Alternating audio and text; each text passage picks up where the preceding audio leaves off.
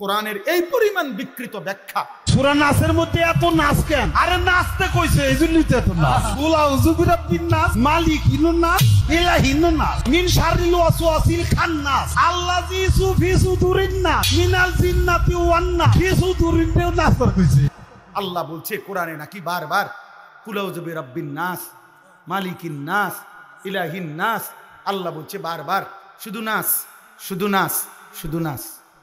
কুল আউযু বিরাব্বিন নাস অর্থ এটা? আপনাদের বিবেক বলে এটা আল্লাহ নাচতে বলছে? তো এটা কি বললো? ও কি বললো? এটা এই বেঈমান আবুল সরকার নামে যেই বেঈমান, যেই মুশরিক আল্লাহকে বিদ্রুপ করেছে, এর ন্যায্য বিচার, এর রাষ্ট্রীয় বিচার বাংলার জমিনে হয়।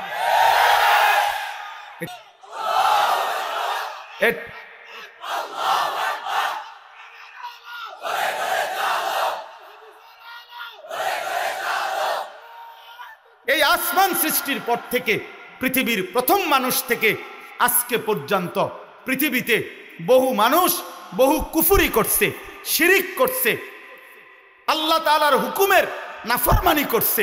কিন্তু আল্লাহকে লক্ষ্য করে, মহান আল্লাহকে কেন্দ্র করে, আল্লাহকে উল্লেখ করে, উদ্দেশ্য করে পৃথিবীর কোন কাফের, মুশরিক, কোন মুরতাদ, কোন বেঈমান, নিকৃষ্ট কোন কাফের আল্লাহকে এত বড় কথা বলে নাই। এই মানিকগঞ্জের বাউল বেঈমান আল্লাহকে যে পরিমাণ কথা বলেছে, এই বেঈমান সরাসরি বেঈমান, এই বেঈমান প্রকাশ্য বেঈমান। মহান আল্লাহকে লক্ষ্য করে কোন মুশরিক এত বড় কথা বলে নাই, কোন বেঈমান এত বড় কথা বলে নাই।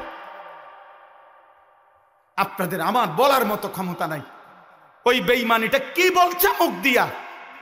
আমি এই পর্যন্ত কোনো মাহফিলে এটা বলছি কথা এটা, কিন্তু ওই কইছেটা কি এটা আমার মতো বলার মতো জবান নাই। আপনারা শুনেন ওই কি বলছে, ও আল্লাহকে লক্ষ্য করে কি বলছে।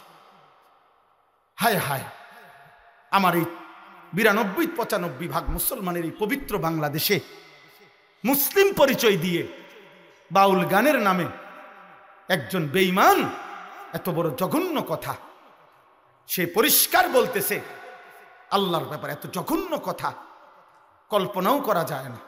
যে ধর্মের নামে, ভক্তির নামে, যেই কোনো নামে, যেই কোনো নামে, যেই কোনো নামে, যেখানে একতারা দোতারা, বেহালা সেতারা, বাদ্য বাজে, গান বাজে, এই বাজনা বাজাইয়া গানের তালে তালে সে যার কথাই বলুক, সৃষ্টিকর্তার কথা বলুক, আর অন্য কথা বলুক, আর নায়িকার কথা বলুক, আর নারীর ভালোবাসার কথাই বলুক, সবটাই হারাম, হারাম, হারাম। এটা হারাম, এটাই হারাম। পূর্ববর্তী মনীষীগণ, যেই সমস্ত মনীষীদের জীবনীতে বলা হয় ওনারা ভক্তিমূলক গান শুনতেন, তার সুনির্দিষ্ট ব্যাখ্যা মুহাদ্দিসিনে কেরাম, পূর্ববর্তী বুজুর্গানে দিন, ওলামায়ে কেরাম, তার সুনির্দিষ্ট ব্যাখ্যা কিতাবে আছে, সেটা জেনে নেওয়াই উচিত। এজন্য আজকে আমি কিশোর ভাই, যুবক ভাই, প্রত্যেকের কাছে, আপনারা অনেকেই শুনছেন, সারা দেশের ওলামায়ে কেরাম, ইমানদার তৌহিদি জনতা, বিবেকবান প্রত্যেকটা মুসলমান একটি ঘটনায় খুব বেশি বেদনাহত হয়েছে।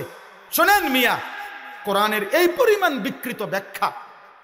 আল্লাহ বলছে কোরআনে নাকি বারবার কুল আউযু বিরাব্বিন নাস, মালিকিন নাস, ইলাহিন নাস। আল্লাহ বলছে বারবার শুধু নাস, শুধু নাস, শুধু নাস। আপনি শোনেন মিয়া, আপনি শোনেন। আমি ব্যক্তিগতভাবে সারা দেশ জানে আমি কোনো রাজনীতির মানুষ না, আমার এই এলাকার মানুষও জানে আমি আজকে 10 বছর এই এলাকায়, আমি কোনো রাজনীতির মানুষ না। আমি রাজনীতির ভালো মন্দ বুঝিও না এতটা, কিন্তু আমি একটা রাজনীতির কোনো হিসাব বুঝি না।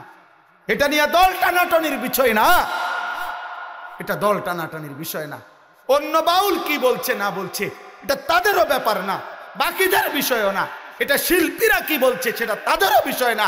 কিন্তু এই বেঈমান আবুল সরকার নামে যেই বেঈমান, যেই মুশরিক আল্লাহকে বিদ্রুপ করেছে, এর ন্যায্য বিচার, এর রাষ্ট্রীয় বিচার বাংলার জমিনে।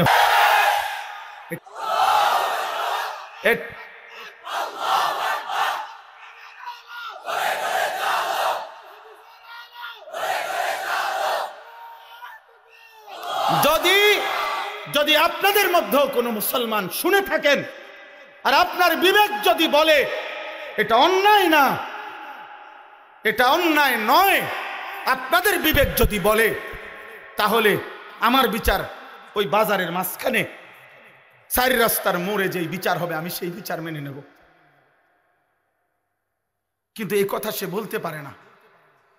এই জন্য আমরা বারবার বলি, আল্লাহর নবী বলছেন এমনিতেই স্বাভাবিকভাবে বাদ্য গান এটা এমনিই প্রকাশ্য হারাম।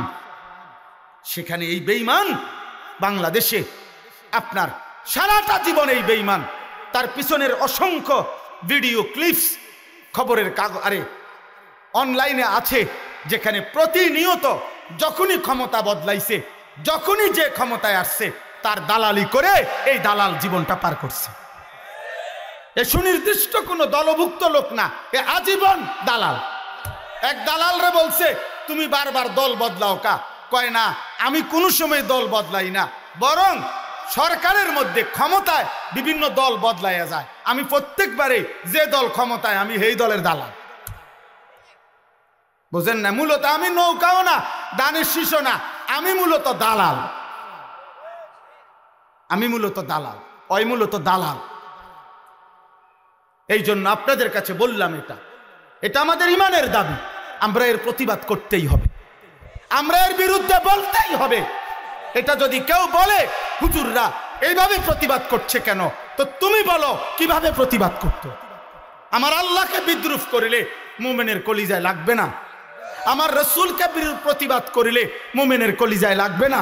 আমার কোরআনকে উপহাস করিলে কুল আউযু বিরাব্বিন নাস অর্থ এটা? আপনাদের বিবেক বলে এটা আল্লাহ নাচতে বলছে? তো এটা কি বললো? ও কি বললো? এটা আল্লাহ তাআলা আমাদেরকে মাফ করে দেন। অতএব আমি কিশোর ভাই, যুবক ভাই, আমরা প্রত্যেকের জায়গা থেকে আমরা আজকের এই মাহফিলও একথা ঘোষণা করলাম, আমরা এমন নিকৃষ্ট বেঈমানের আমরা সর্বোচ্চ শাস্তি দেশের সর্বোচ্চ প্রশাসনের কাছে জোর দাবি জানালাম।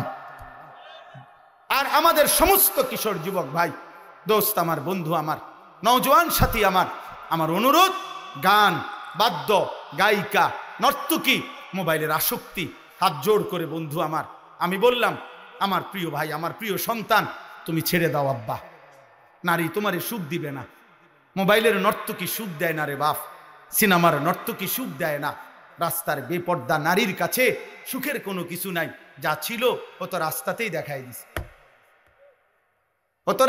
দেখাই দিছে, অতএব বেপর্দা নারীর কাছে সুখ মিলে না, যন্ত্রণা মিলে। আল্লাহ আমাদেরকে হেফাজত করেন। আজকের এই মাহফিলকে আল্লাহ কবুল করে নেন। আলহামদুলিল্লাহ, যুবকদের আয়োজন, মাদ্রাসা, আমি এটা পরে শুনছি, মানে 2 গ্রুপ মিললে একসাথ কইরা আজকের এই মাহফিল, আল্লাহ তাআলা এই বর্ণাঢ্য এই সুন্দর আয়োজনে আল্লাহ ভরপুর বরকত দান করেন।